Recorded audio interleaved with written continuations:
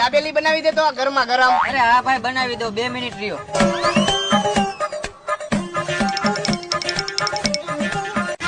Thank you ભાઈ.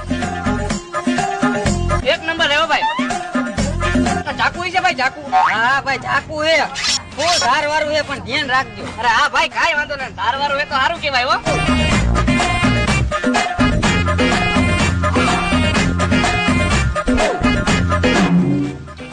Soda હે ભાઈ, સોડા. અરે ભાઈ સોડા તો હોય ને, આપણે બધું રાખી હાલે પી.